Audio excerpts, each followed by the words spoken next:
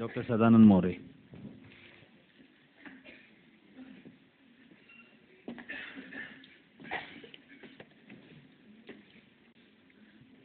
आजच्या या चर्चेचे अध्यक्ष डॉक्टर अरुण टिकेकर, व्यासपीठावरील माझे अन्य सहकारी आणि उपस्थित सज्जनो, सन्मित्र विनय हर्डीकर यांच्या षष्ठब्दी पूर्ती या कार्यक्रमानिमित्त आज आपण एकत्र जमलेलो आहोत आणि हे एक प्रकारचं वैचारिक सेलिब्रेशन आहे असं मला वाटतं. सेलिब्रेशनचे अनेक प्रकार असतात आणि हल्ली तर ते इव्हेंट मॅनेजमेंट नावाची एक गोष्ट खूप जोरात चाललेली आहे.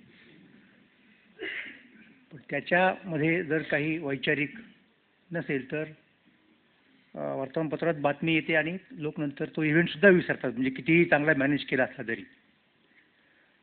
तशी गोष्ट अर्थात हर्डीकरांच्या संदर्भात होणार नाही, हे आपण कालपासूनच बघत आहोत. तिचा शोध विषय आहे,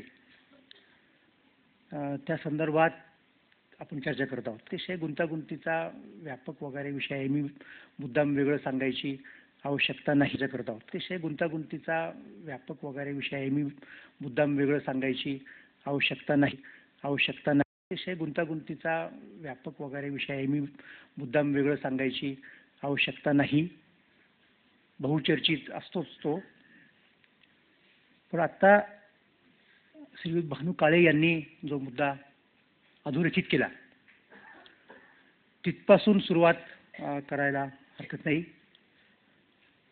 तो म्हणजे आत्ता चर्चा जी असते ती विकासाच्या मुद्द्यावरती असते असं त्यांनी सांगितलं, आणि ते बरोबरच आहे. दुसरा एक मुद्दा अस्मितेचा आला. तर या दोन ज्या गोष्टी आहेत त्या आयडिओलॉजीला छेदक आहेत का,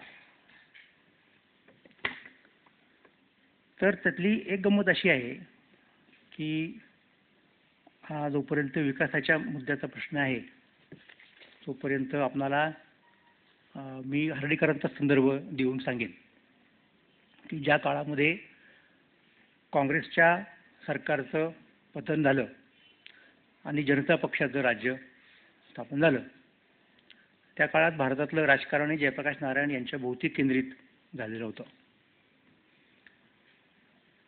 तर त्या जयप्रकाशजींच्या मांडणीमध्ये संपूर्ण क्रांती नावाचा एक शब्द आलेला होता.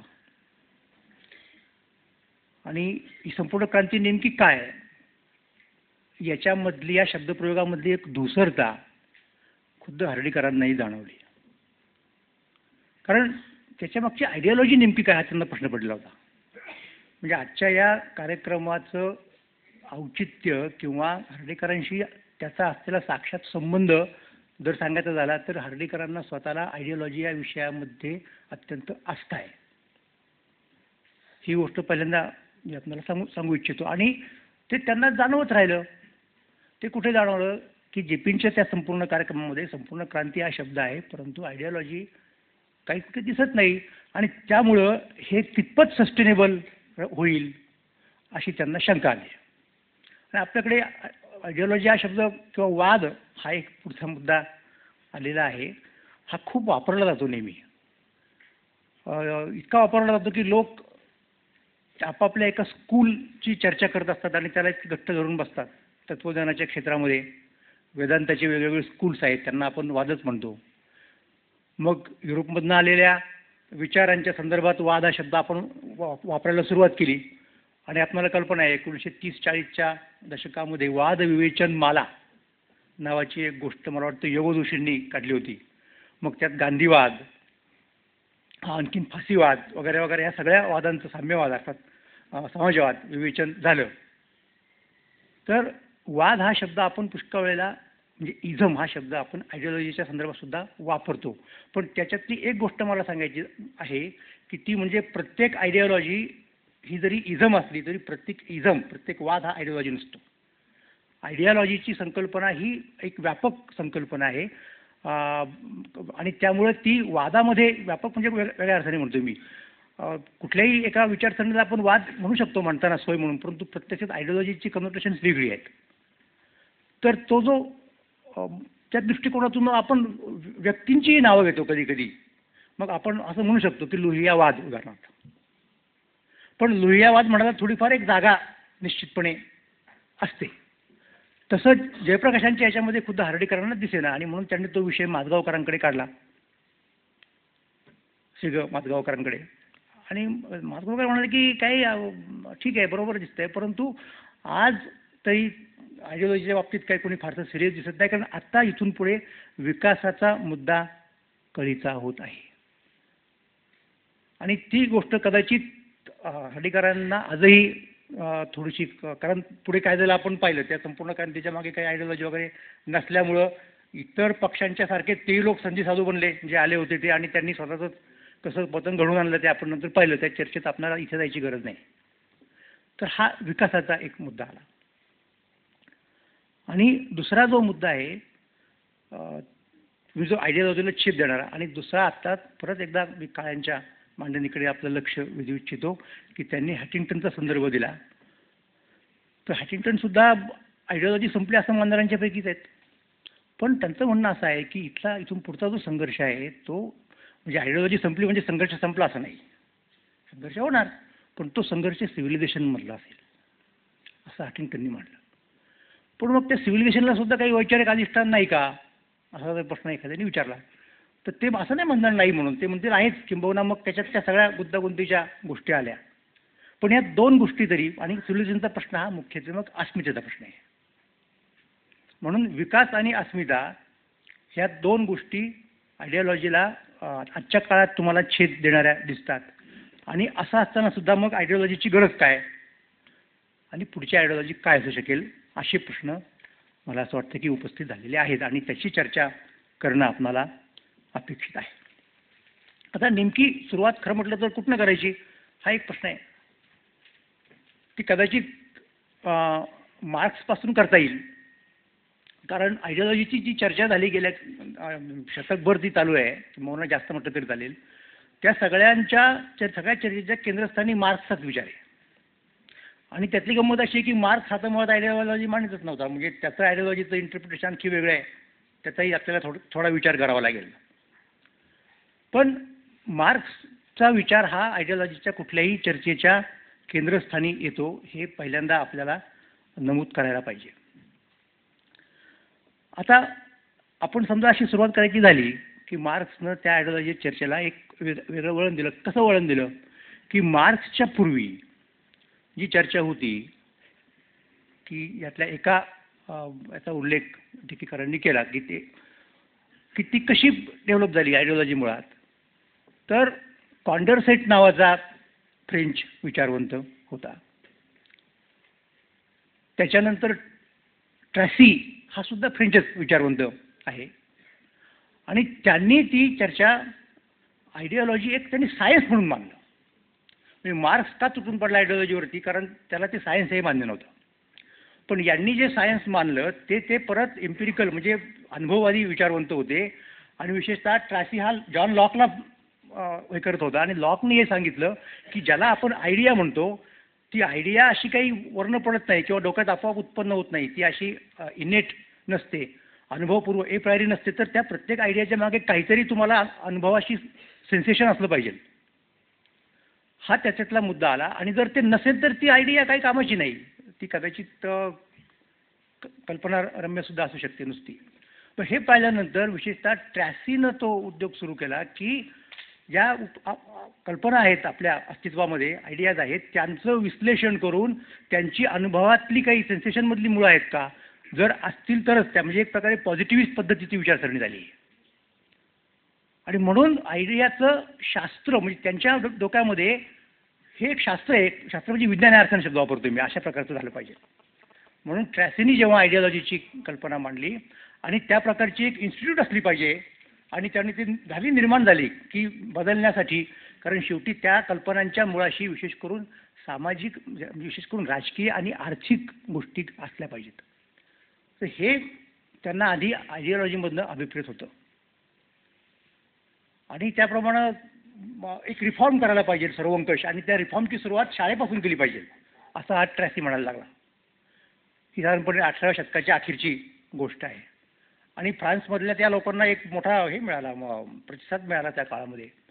पण नंतर क्रांतीच्या नंतरची गोष्ट आहे तिथे नेपोलियनचं राज्य आलं आणि नेपोलियननं या लोकांचा उच्छेद करून टाकला ह्या सगळ्या आयडिओलॉग लोकांचा. कारण त्याचं म्हणणं असं होतं की हे सगळं इम्प्रॅक्टिकल आहे, हे असलं काही नसतं म्हणून. म्हणून हा फार लवकर झालेला बदल आहे. फार लवकर त्यांना आपला उत्कर्ष आणि परत ऱ्हास पाहायला मिळाला या सगळ्या आयडिओलॉजी मांडणाऱ्या लोकांना. तर नेपोलियनची जी भूमिका होती की ते इम्प्रॅक्टिकल आहे, सायंटिफिक आहे की नाही याच्यात नेपोलियनला इंटरेस्ट नव्हता. मार्क्सने वेगळा प्रश्न उपस्थित केला की ते अनसायंटिफिक आहे. म्हणून आयडिओलॉजीचा पहिला विरोधक अतिशय तो नेपोलियनच म्हणावा लागेल तुम्हाला, पण त्याच्यापेक्षा ते शास्त्रीय पद्धतीने मांडण्याचं काम हे मार्क्सनं केलं. आणि आपणा सगळ्यांना माहिती आहे की हे मी वेगळं परत सांगायची गरज नाही की मार्क्सच्या म्हणण्यानुसार काय असते आयडिओलॉजी. तर तो आयडिओलॉजी ही एक विचारविश्वातली गोष्ट असते आणि विचारविश्वातली गोष्ट असल्यामुळे ती पुष्कळदा काल्पनिक असण्याची शक्यता असते. पण मुद्दा तोही नाही. त्यांच्या म्हणण्याप्रमाणे त्याच्या मुळाशी त्याच्या पायाशी एक काहीतरी आर्थिक स्ट्रक्चर असतं. तर तो इकॉनॉमिक बेस त्यानं मानला आणि इकॉनॉमिक बेसच्या आधारावरती जे संपूर्ण सुपरस्ट्रक्चर उभं राहिलं त्या सगळ्या सुपरस्ट्रक्चरला त्याने आयडिओलॉजी हे नाव दिलं.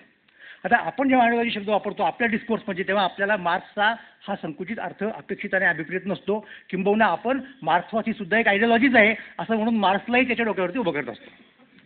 पण ते ठीक आहे, म्हणजे चर्चेमध्ये ते होऊ शकतं. आपण मार्क्सवादाचीच परिभाषा वापरली पाहिजे असं काही बंधन आपल्याला कुणी घालू शकत नाही. किंबहुना मार्क्सवादाच्या संदर्भामध्ये तो त्याचा पुढे विकास झाला नाही किंबहुना ऱ्हास झाला याच्या पाठीमागची कारणं अशी दिली जातात. एक कारण त्याचं असं आहे की वस्तुतः कुठल्याही अशा प्रकारच्या गोष्टीमध्ये आयडिओलॉजीचा इलेमेंट पाहिजे आणि त्याच्यापेक्षा महत्त्वाची गोष्ट म्हणजे युटोपियाचा इलेमेंट पाहिजे. तो या लोकांनी नाकारला आणि आमचं विज्ञानच आहे अशा पद्धतीने मोठमोठे क्लेम करायला सुरुवात केली. त्यामुळं त्यांची वाढ खुंटीत झाली. विज्ञान असू शकत नाही या सगळ्या सामाजिक घडामोडीच्या संदर्भात जरी लोकांनी प्रयत्न केला तरीसुद्धा. असाही एक पक्ष आहे. परंतु हे लॉक काय किंवा कॉन्डर्सेंट काय किंवा आत्ताचा मी सांगितलेलं ट्रॅसी काय आणि इव्हन मार्क्स काय या सगळ्या लोकांना निदान नंतरचा मार्क्स या गोष्टी विज्ञानाच्या मध्ये बसवायचा एक त्यांचा प्रयत्न होता आणि या गोष्टी विज्ञानामध्ये बसत नाहीत नुसत्या. विज्ञान महत्त्वाचं आहे डेफिनेटली, विज्ञानाच्या विरोधात जाऊन आपण काही करू शकत नाही. परंतु या मग एंड ऑफ आयडिओलॉजीवाले जे लोक आहेत ना त्यांचं काय म्हणणं आहे. मी एक फार चांगलं कोटेशन तुम्हाला वाचून दाखवतो. ते काय म्हणतायत लोक की दॅट एंड ऑफ आयडिओलॉजीवाले लोक जे आहेत ते expresses the scientifically technocratic illusion that all problems in capitalistic society can be solved by purely technical means without the masses, the class struggle, etc. हा एक प्रकारचा विज्ञानवाद आहे एक प्रकारचा आणि तो कॅपिटलिस्टिक लोकांना म्हणजे समाज रचनेला अनुकूल आहे की याची मग काही गरज नाही. या सगळ्या गोष्टी आपल्याला अशा प्रकारे विज्ञानाच्या तंत्रज्ञानाच्या आधारे आपण करू शकतो. हा सुद्धा एक भ्रम आहे आणि त्या दृष्टिकोनातून आयडिओलॉजीची हे नाकारणं ही चुकीची गोष्ट आहे असं वाटतं. पण आपला मुद्दा काय होता आजचा की मार्क्सनं ते सगळं सांगितलं की ही आयडिओलॉजिकल जे असतं ते सगळं सुपरस्ट्रक्चरचा भाग आहे आणि आर्थिक पाया हाच महत्त्वाचा आणि त्या पायानं सगळ्या विचार विश्व आपलं नियंत्रित होत असतं. मग त्याच्यामध्ये धर्म आला, तत्त्वज्ञान आलं, सौंदर्यशास्त्र आलं, कायदा आला, येऊन या सगळ्या गोष्टी आल्या, स्टेट वगैरे या सगळ्या गोष्टी त्यांनी अशा प्रकारे आयडिओलॉजीचा भाग म्हणून सांगायला सुरुवात केली. आणि म्हणून आर्थिक पायावरती लक्ष दिलं पाहिजे आणि आर्थिक रचना बदलली पाहिजे वगैरे वगैरे वगैरे. आणि ती जी आयडिओलॉजी असते प्रत्येक समाजामध्ये ती त्या समाजामधल्या डॉमिनंट क्लासचे इंटरेस्ट प्रोटेक्ट करते, त्यांचं समर्थन करते. म्हणून मार्क्सवादी विचारांचं एक महत्त्वाचं गोष्ट काय की त्या काळची आयडिओलॉजी जी आहे ती एक्सपोज करणं ही एक वेगळी ॲनालिसिसची पद्धत मार्क्सने दिली. पण अर्थात नंतर हळूहळू लक्षात आलं आणि ते एंगर्स तिचं मान्यच केलेलं आहे की त्या एक उत्साहाच्या भरामध्ये आम्ही ती मांडणी केली. परंतु आर्थिक पाया हा वरच्या आयडिओलॉजिकल सुपरस्ट्रक्चरचं नियमन करतो ते अल्टिमेट याच्यामध्ये करतो. एरवी आपणाला असं दिसतं की पुष्कळ वेळेला सुपरस्ट्रक्चरसुद्धा पायावरती परिणाम घडून आणतं हे त्यांना नंतर मान्य करावं लागलं. तर ही जी चर्चा आहे ती अशा प्रकारे मुख्यत्वे मार्क्सवादी विचार डिस्कोर्समधनं पुढे आलेली आहे. हा एक माझा या ठिकाणचा पहिला मुद्दा आहे. पण नंतर जे लोक मार्क्सवाद काही प्रमाणात मानणारे होते परंतु अधिकृतपणे मार्क्सवादी नव्हते, त्यांनी या चर्चेला एक वेगळ्या प्रकारची दिशा द्यायचा प्रयत्न केला. त्यांना काही हे सगळ्याच्या सगळं मान्य नव्हतं की आयडिओलॉजी म्हटल्यानंतर ती अशीच असली पाहिजे, ती अवैज्ञानिकच असते, ती अनावश्यक असते, ती फेकून दिली पाहिजे, असं त्यांना मान्य नव्हतं. मग मुद्दा असा आला की जसं आयडिओलॉजीच्या बाबत मार्क्सनी भूमिका घेतली तशी ती युटोपियाच्या बाबतीत घेतली. आपलं जे आहे ते विज्ञान आहे आणि हे जे आहे ते बाकीच्या लोकांचं जे आहे ते युटोपिया आहे असं ते म्हणायला लागले. तर तिथे मला असं वाटतं की अतिशय महत्त्वाची मांडणी 1950च्या आसपास कार्ल मॅनहाइम नावाच्या प्रख्यात समाजशास्त्रज्ञाने केली आयडिओलॉजी आणि युटोपिया याच्यामधनं. आणि त्यांनी सांगितलं की आयडिओलॉजीचा क्रिटिक युटोपियाच्या कॉन्टेक्स्टने केला पाहिजे, त्या लाईफमध्ये केला पाहिजे. कारण आयडिओलॉजी ही प्रस्थापिताचं समर्थन करते, तुम्हाला मागे इतिहासाकडे पाहायला लावते आणि युटोपिया अशी काहीतरी पुढची विजन देतो. म्हणून जर तुम्हाला नीट हे करायचं असेल तर मग मार्क्सवादी लोक ते युटोपिया मानायलाच तयार नाहीत. म्हणजे स्वतःला वैज्ञानिक मानल्यामुळं माणसं किती तोटा होऊ शकतो याचं उत्तम उदाहरण म्हणजे मार्क्स. कबूल हा रोमॅन्टिक आहे, असं असलंच पाहिजे. कुठलीही क्रांती त्याच्यात काहीतरी रोमॅन्टिक एलिमेंट असल्याशिवाय होत नाही, हे लक्षात घ्या. केवळ रॅशनलिझम आणि केवळ अशा पद्धतीने क्रांती होत नसते, युटोपियाचा एलिमेंट लागतो. म्हणजे युटोपिया म्हणजे नुसतं स्वप्नरंजन करता राहिलं तर क्रांती होत नाही, ही गोष्ट खरी आहे. त्यासाठी हे लागेलच, काहीतरी ज्ञानाचाही पाया लागेल आणि तो ज्ञानाचा पाया हा आयडिओलॉजीतनं मिळतो. म्हणून आयडिओलॉजीचं जर नामकरण करायचं झालं या सगळ्या गोष्टींचा विचार करून तर समाज परिवर्तन शास्त्र असं करावं लागेल, असं मला या संदर्भात म्हणावंसं वाटतं. मग त्याच्यामध्ये मुख्यत्वे करून कशाचा विचार करावा लागेल. भारतामध्ये विचार झाला आत्ता मगाशी की आपल्याकडची पौर्वात्य आयडिओलॉजी काय आहे. तर आपल्याकडे वेगवेगळी दर्शनं आहेत, तत्त्वज्ञानं आहेत, मोठमोठे विचार आहेत. म्हणजे त्याबद्दल काही शंका घ्यायची गरज नाही. पण त्याच्यामध्ये ही आर्थिक आणि पॉलिटिकल अशा गोष्टींशी ती रिलेट झालेलं नाही. म्हणून आपल्याला त्याचा कितपत विचार करता येईल भारतीय कॉन्टेक्स्टमध्ये, पौर्वात्य कॉन्टेक्स्टमध्ये, असा एक मला मुद्दा या ठिकाणी उपस्थित करावा असा वाटतो. तर हे समाज परिवर्तनशास्त्र मुख्यत्वे करून महत्त्वाचं ते डेव्हलप केव्हा व्हायला लागलं आपल्याकडे सुद्धा, ते सुद्धा मग या पद्धतीने युरोपियन विचारसरणी विचारधारा आपल्याकडे आल्यानंतर आपण तसं काही काही विचार करायला लागलो.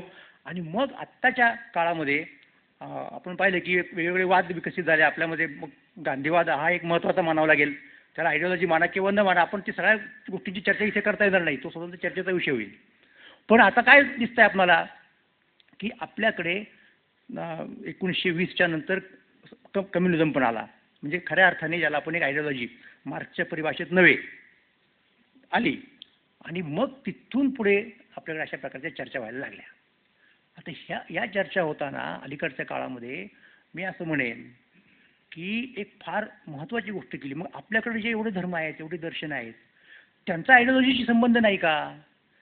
त्यांची पॉलिटिकल इकॉनॉमी काय असेल असा प्रश्न आपण उपस्थित करू शकत नाही का? म्हणजे त्यांनी ते इम्प्लिकेशन मांडले नसतील, पण मग त्यांना मानणाऱ्या लोकांची ही जबाबदारी ठरते की नाही? किंवा तुम्ही दाखवून द्या हे तुमचं पॉलिटिकल काय असेल, तुमचं इकॉनॉमिक्स काय आहे. तर हे महत्त्वाचं काम अत्यंत भारतामध्ये पहिल्यांदा डॉक्टर बाबासाहेब आंबेडकर यांनी केलं. आय डेअर से दिस की बुद्ध अँड हिज धम्म हे सगळं बुद्धाच्या तत्त्वज्ञानाचं आयडिओलॉजिकल इंटरप्रिटेशन आहे.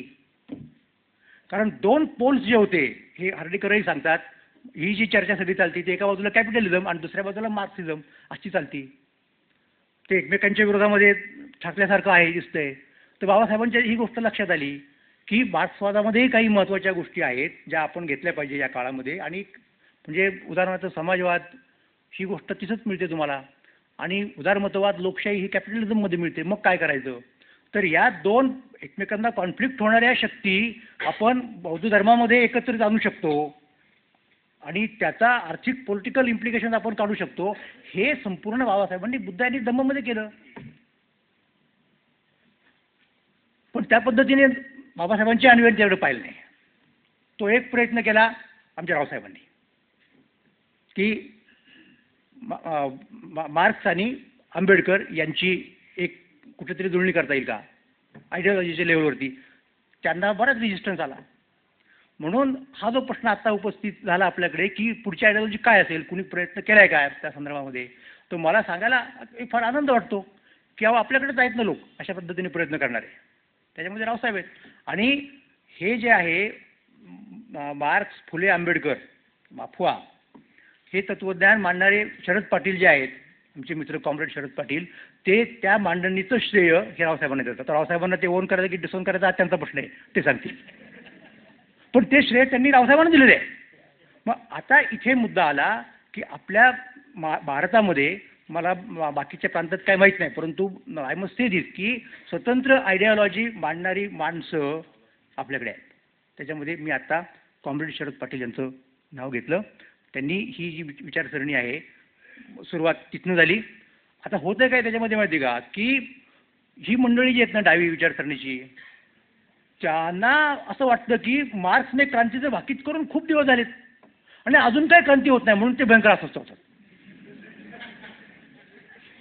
आणि मग थोडं कुठे काहीतरी खुट्ट वाजलं की त्यांना वाटतं आता आली क्रांती जवळ, इतक्या दिवस होत नाही म्हणजे काय.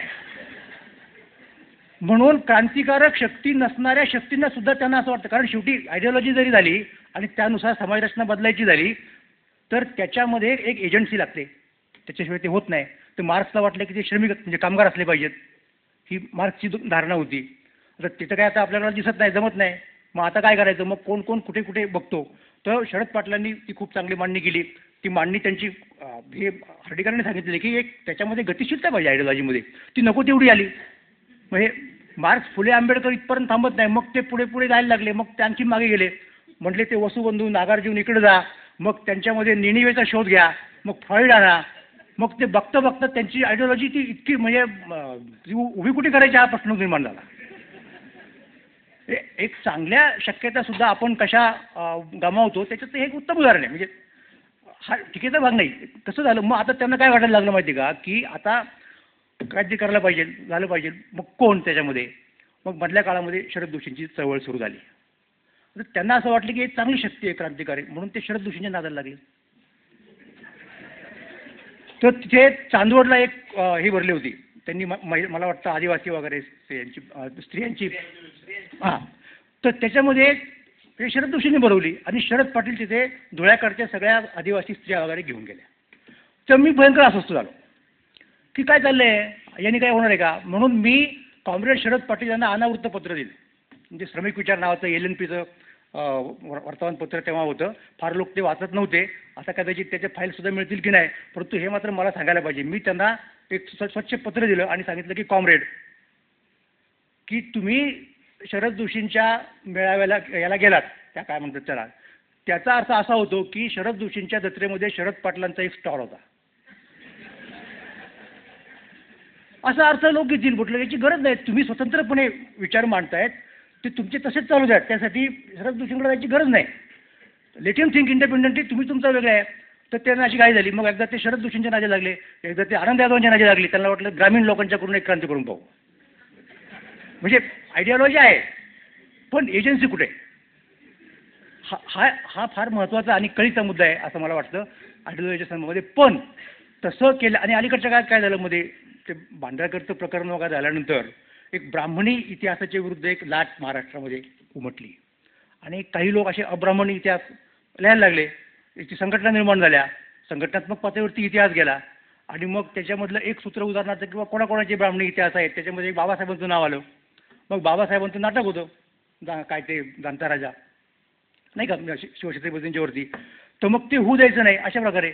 मग धुळ्यामध्ये ते नाट्यप्रयोग होत असताना जी चळवळ तिथल्या लोकांनी केली त्याचं लीड करायला शरद पाटील आले. त्यांना वाटलं आता बघा नवीन एक परत क्रांतिकारक शक्ती निर्माण झाली.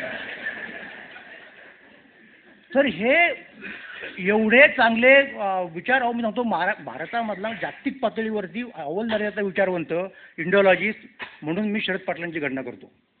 आणि मला असं वाटतं की ती म्हणजे तशा प्रकारचा एखाद्याला मी I am not to certify मी कोण, परंतु एक अभ्यासक म्हणून मला निश्चितपणे अधिकार आहे. पण असं असताना सुद्धा ह्या उतावळेपणामुळं आणि आपल्या हयातीत आपण क्रांती पाहून टाकू अशी अशी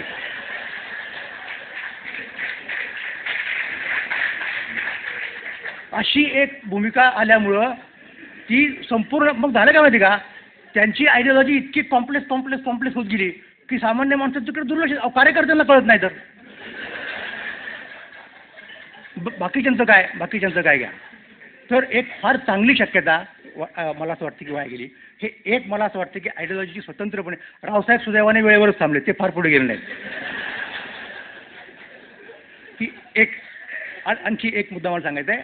दुसरा असा की अशा प्रकारची आयडिओलॉजीची मांडणी वेगळ्या प्रकारे करणारे, आणि हे गंभीरपणे सांगतो मी, एक भारतीय विचारवंत होते, परंतु त्यांनी ती धर्माची परिभाषित केली.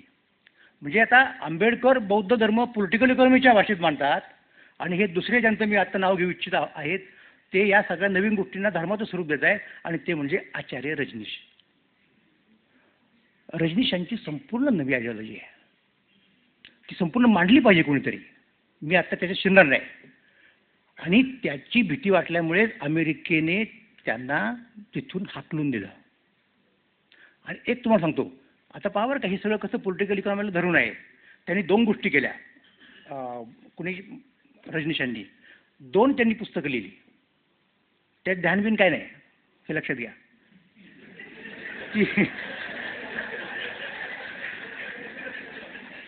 त्यातलं एक पुस्तक असं आहे की गांधीवाद काय समाजवाद से सावधान, आणि दुसरं आहे अस्वीकृति में उठा मेरा हात, गांधीवाद और मेरी चिंता. म्हणजे कॅपिटलिझमच्या विरोधामध्ये संभाव्य शक्ती कोण आहेत भारतापुरता विचार करायचा म्हणजे, एक तर मार्क्सवाद आहेत, साम्यवाद आहेत, तर त्याला विरोध करायचा. आणि म्हणजे काय माहिती का की ते असं म्हणतात की संपत्ती सगळ्यांची समान असली पाहिजे, आणि दुसरे गांधीवादी ते म्हणतात की एवढी संपत्ती उत्पन्न कशाला करायची. तर त्यामुळे झालं काय माहिती का की कॅपिटलिझमचे 2 शत्रू गांधीवाद आणि मार्क्सवाद, ह्या दोघांच्याही विरुद्ध रजनीश यांनी सुरुवात केली. लोकांना असं वाटतं की रजनीशच्या मागे लोक कसे गेले. सुरुवातीच्या काळात भारतातल्या कॅपिटलिस्ट लॉबीने रजनीशांना उचलून धरलं, कारण ते मार्क्सवाद आणि गांधीवाद यांच्या विरुद्ध होते म्हणून. हे आपण समजून घेतलं पाहिजे सगळं. आणि मग काय झालं, मग त्यांना त्यावेळेला वाटलं इतर लोकांप्रमाणे की बा अशा प्रकारच्या याचा स्वर्ग कुठे आहे, आपल्याला जे पाहिजे आहे ते, तर ते अमेरिकेमध्ये आहे. म्हणून ते अमेरिकेत गेले आणि तिथं फटका खाल्ला. आणि मग परत जेव्हा आले, totally disillusion person, I tell you, रजनीसारखा दुसरा कुणी झाला नाही. आणि मरताना अमेरिकेला शाप देत मिळले. आणि आणखी सांगतो, गोरबाचवला शिवाय देत गेले. ते म्हणाले प्रॉफेटिक, खरा धर्माचा मनुष्य आहे, कारण धर्मातले माणसं प्रोफेसी करतात, आणि बऱ्याच वेळेला ती बरोबर ठरते. त्यांनी असं सांगितलं की काही दिवसामध्ये हा माणूस या राष्ट्राचा नाश करणार आहे, आणि त्यासाठी त्याला नोबेल पुरस्कार मिळणार आहे. हे रजनीशांनी ही प्रोफेसी केली होती, बाकीत केलं होतं, आणि त्याचं घडलं. पण सांगायचा मुद्दा काय माहिती का की ही अमेरिकेची कॅपिटलिस्ट जी काय आयडिओलॉजी आहे ती योग्य नाही, याचा साक्षात्कार त्यांना शेवटी झाला. म्हणजे ही ट्रान्सेंडेड ओशो हिमसेल्फ. म्हणजे ते त्यांनी ओशोची स्टेप शेवटी जाता त्या अवस्थेला काय नाव द्यायचं आहे मला माहीत नाही, पण ती झालं. तर अशा प्रकारे ह्या 2 आयडिओलॉजीज आपल्यासमोर आहेत. आणखी एखादा दुसरा मुद्दा मी सांगतो. तो मुद्दा असा आहे की या 2 आयडिओलॉजीमध्ये एक साम्य आहे की त्याच्यावरती मला स्ट्रेस केला पाहिजे. कोणाच्या, शरद पाटलांच्या आणि रजनीशांच्या. काय साम्य आहे, दोघांच्याही स्त्रियांना महत्त्व आहे. एक लक्षात घ्या, रजनीश हा निखळ स्त्रीवादी मनुष्य आहे की 21व्या शतकामध्ये किंवा पुढच्या काळामध्ये स्त्रियांचं महत्त्व असेल, त्यांचं सगळं बघतील, आणि त्याला त्यांनी सांगायला त्यांच्या पद्धतीने, म्हणजे ते विज्ञानाच्या आधारे सांगतात. तथ्यात जायचं मला कारण नाही, आपल्याला वेळ पण नाही. आणि तीच गोष्ट वेगळ्या पद्धतीने शरद पाटील सांगायला लागले की प्रिमिटिव्ह कम्युनिझमच्या आधीसुद्धा इथे एक स्त्रियांचं एक प्रकारचं राज्य होतं, आणि हे त्यांनी अँथ्रोपॉलॉजिस्ट लोकांचा आधार घेत सांगितलेलं आहे. तर या 2 आयडिओलॉजीज आत्ता खरोखर निर्माण झालेल्या आपल्या पुढे. म्हणजे आयडिओलॉजी चे दिवस संपले, चर्चा संपली, डिस्कोर्स संपला असं म्हणण्याचं काही कारण नाही.